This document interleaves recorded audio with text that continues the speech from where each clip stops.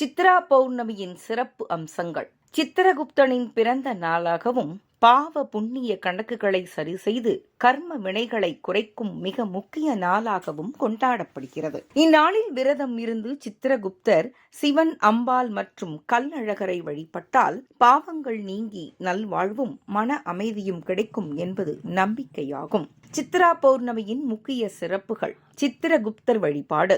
யமதர்மராஜாவின் உதவியாளரான சித்திரகுப்தருக்கு பிறந்த நாளாக இந்நாளில் சிறப்பு வழிபாடுகள் செய்யப்படுகின்றன. நம் நற்செயல், தீய செயல்களின் கணக்குகளை அவர் சரிபார்ப்பதாக நம்பப்படுகிறது. பாவ மன்னிப்பு. செய்த தவறுகளுக்கு மன்னிப்பு வேண்டி நேர்மையுடன் பிரார்த்தனை செய்து கர்ம வினைகளை கழிக்கும் நாளாக இது கருதப்படுகிறது. விரதம் மற்றும் வழிபாடு.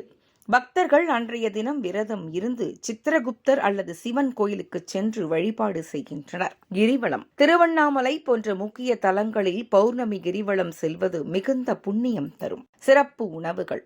சர்க்கரை பொங்கல், கொழுக்கட்டை, பணியாரம் போன்றவற்றை செய்து பௌர்ணமி நிலவின் வெளிச்சத்தில் வழிபட்டு உண்பது வழக்கம். அம்மன் வழிபாடு. சித்திரை மாதம் அம்மனுக்குரிய மாதம் என்பதால் அம்பாள் வழிபாடும் சிறப்பாக நடைபெறும். வழிபடும் முறை. சித்ரா பௌர்ணமி அன்று வீட்டை சுத்தம் செய்து பூஜை அறையில் சித்திரகுப்தர் படம் அல்லது சிலையை வைத்து மஞ்சள், குங்குமம், பூக்களை கொண்டு அலங்கரித்து தீபமேற்றி வழிபட வேண்டும்.